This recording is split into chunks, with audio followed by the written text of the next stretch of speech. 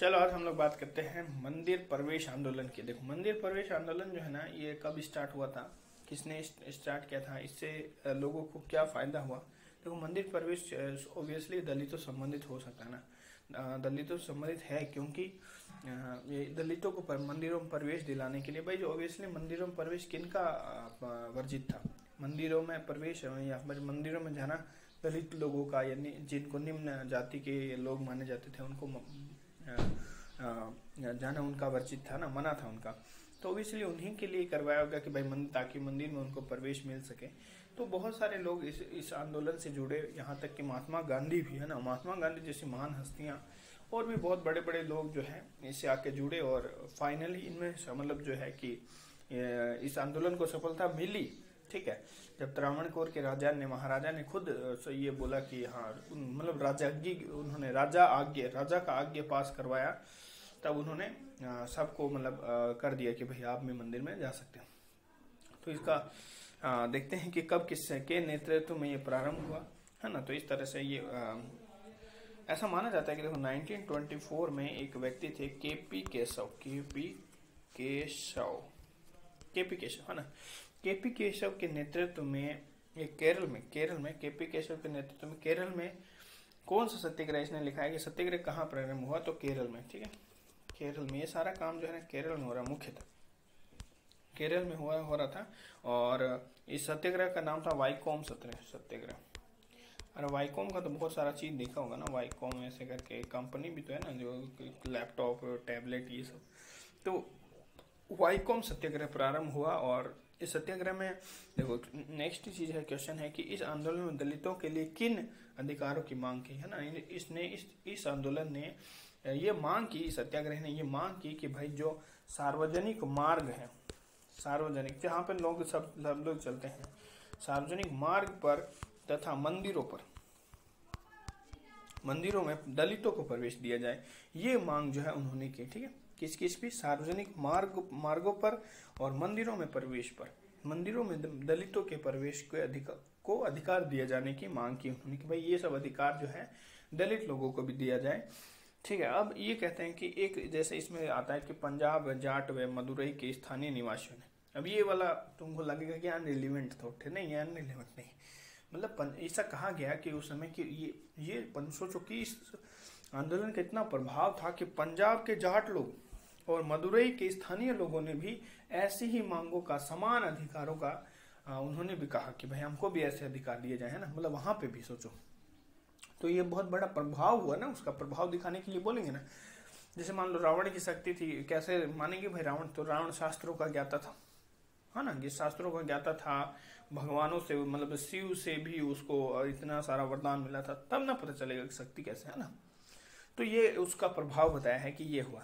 फिर महात्मा गांधी इसलिए लिखा है यहाँ पे क्योंकि महात्मा गांधी ने भी इस आंदोलन के समर्थन में केरल की यात्रा की। सोचो ये आंदोलन या ये सत्याग्रह या मंदिर प्रवेश आंदोलन इतना इंपॉर्टेंट हो गया। सोचो महात्मा गांधी जैसे महान इंसान जो थे, वो जो मतलब क्या बोलते हैं, बहुत गजब जिन्होंने आंदोलन किए हैं भारत में, भारत को स्वतंत्रता दिलाने के लिए, वो इतने मतलब मोटिवेट हो गए उनसे कि वो उन्होंने सोच लिया कि नहीं अब हम केरल की यात्रा करेंगे और देखेंगे कि, और उन्होंने कहा कि मतलब सत्याग्रही जो इस वाइकोम सत्याग्रह से संबंधित है तथा सत्याग्रहियों की मांग पूरी किए जाने की उन्होंने अपील की कि हाँ भाई इनकी मांग का पूरी करो आप, हम है ना। बहुत बढ़िया बात कर रहे हैं ये लोग कि सार्वजनिक मार्गों पर और मंदिरों में प्रवेश दलितों को भी ये अधिकार दिया जाए।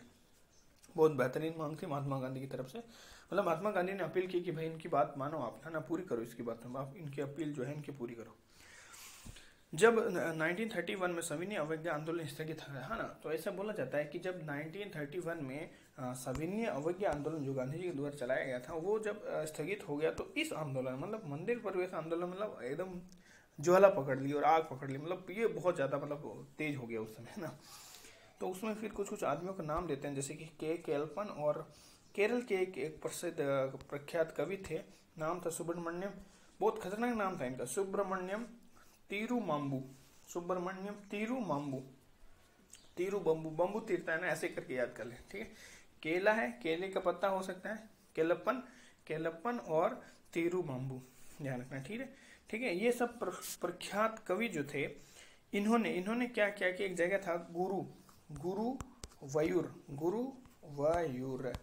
गुरुवायूर नामक स्थानों पर इन्होंने 16 स्वयंसेवी कार्यकर्ताओं के दल का नेतृत्व किया। मतलब इसी से संबंधित चीजों में जो है बताया कि भाई ये लोग भी रिलेटेड थे, तो आपको ये याद कर लेना, ये नाम तो स्पेशली आपको याद कर लेना, ठीक है। फिर कहा जाता है पी कृष्णा पिल्लई और ए के गोपालन। भाई अब इनका क्या योगदान है? इन्होंने भी ऐसा कहा जाता है कि इस आंदोलन में सक्रिय भूमिका निभाई थी। क्या बोलते हैं? सक्रिय भूमिका निभाई। ये नाम आपको याद कर लेना, निम्न से पूछ लेगा निम्न में से कौन से जो है मंदिर प्रवेश आंदोलन से संबंधित हैं। तो पी कृष्णा पिल्लई, ए के गोपालन, ये सब जो है कृष्णा गोपाल, देखो ये नाम सुनो, गोपाल कृष्णा, तो ये सब भगवान जैसे नाम है, तो मंदिर से संबंधित हो सकते। समझ लो कि भगवान खुद प्रवेश करवा रहे हम लोगों को ना। अब पूछा क्वेश्चन ये है कि क्या इस आंदोलन को सफलता मिली, है ना। भाई इतना तामझाम किए तो सफलता ही नहीं मिले। जैसे हम लोग मान लो पढ़ाई कर रहे हैं, चाहे डजंट मैटर कितने सालों में किसी का सिलेक्शन होता है, उसे कोई मायने नहीं रखता है, क्योंकि उसको तो एक बार जीतना है ना भाई। यूपीएससी उसको कितने बार, 1-2 बार हरा सकता है, उसको तो एक बार जीतना है। उसको एक बार जीत के क्रैक कर लिया, दैट्स खत्म, है ना। तो सबसे इम्पोर्टेंट रखता है कि क्या वो सफलता मिली। तो इसका आंसर है हाँ। जब ये सफलता तब मिली जब 1936 में त्रावणकोर के महाराजा ने एक राजाज्ञा